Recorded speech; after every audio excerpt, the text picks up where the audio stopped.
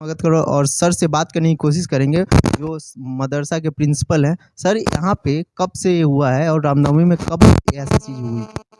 ये 31/3/2023 को शाम के 6 बजे मुझे ये खबर मिली कि मदरसा अज़ीज़िया में आग लगा दी गई है। मैंने आने की कोशिश की, लेकिन चूँकि पत्थरबाज़ी हो रही थी, मैं नहीं आ सका। प्रशासन से राब्ता करने की कोशिश की, राब्ता नहीं हो सका। और सुबह 4 बजे 31/3/2023 को मैं किसी तरह से मदरसा आया। तो आने के बाद मुआयना करता हूँ तो पता ये चलता है कि चारों तरफ सब कुछ बिखरा पड़ा हुआ है और सारी चीज़ें जलाकर खाक कर दी गई हैं। और पानी जगह-जगह से टपक रहे थे। मुझे ये लगता है कि शायद रात के 12 बजे या 1 बजे इस आग को बुझाने की कोशिश की गई थी। उस वक़्त कोशिश की गई थी जब सब कुछ जलकर खाक हो चुका था। तो सर ये लाइब्रेरी जो है उसमें क्या-क्या रखी गई थी? क्या-क्या वहाँ पे थी? और यहाँ पे बच्चे पढ़ते थे भी तो वो लोग कहाँ थे? रमज़ान के वक़्त छुट्टी थी या वो यहीं पे थे? रमज़ान में मदरसा एजुकेशन बोर्ड पटना की तरफ से छुट्टी हो जाती है। अब ये 1 मई से सारे मदरसे खुलने वाले थे, तो रमज़ान में मदरसा बंद होता है, तो बच्चे अपने-अपने घरों में थे। और क्लास 1 से लेकर के फ़ाज़िल तक की यहाँ तालीम होती थी और 500 बच्चे यहाँ ज़ेरे तालीम हैं। तो उन किताबों के साथ-साथ उन बच्चों के मार्कशीट सर्टिफ़िकेट वगैरह भी जल गए हैं। और तकरीबन 4500 किताबें थीं, वो भी सारी की सारी जल गई हैं। सर इसके बारे में गवर्नमेंट से आप क्या माँग करना चाहते हैं? जो गवर्नमेंट मौजूदा गवर्नमेंट है नीतीश और तेजस्वी जी की, वो माइनॉरिटी की वोट के इसके लिए जानी जाती है। उनकी उन वो माइनॉरिटी उनको वोट देते हैं। तो इसके बारे में गवर्नमेंट से क्या माँग करना चाहेंगे आप? हम तो बिहार सरकार से गुज़ारिश करेंगे, मुतालबा करेंगे कि जल्द अज़ जल्द इस मदरसा अज़ीज़िया के नुकसान की भरपाई की कोशिश की जाए और तलाफ़ी की जाए।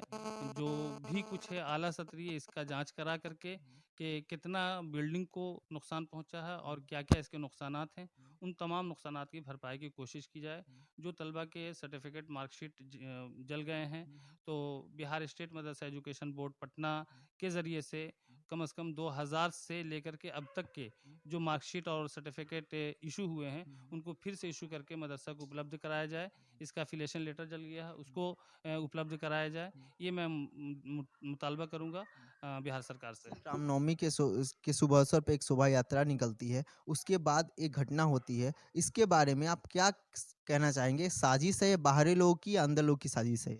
बहरहाल इसको तो साजिश ही कहा जा सकता है और इसमें कौन-कौन लोग शामिल थे, ये काम प्रशासन का है। प्रशासन अपने स्तर से इसको देखे, जाँचे, परखे, चूँकि ये बहुत बड़ा नुकसान है। सिर्फ़ मदरसा अज़ीज़िया ही का नहीं, शहर का भी नुकसान हुआ है। तो ये काम प्रशासन का है, प्रशासन अपने स्तर से इसको करेगी, देखेगी, समझेगी। सर इसमें पुलिस पुलिस प्रशासन आप लोग की मदद कर रही है या अभी भी लगता है कि पुलिस प्रशासन आगे आपके कदम से कदम मिलाकर नहीं चल रही है क्या?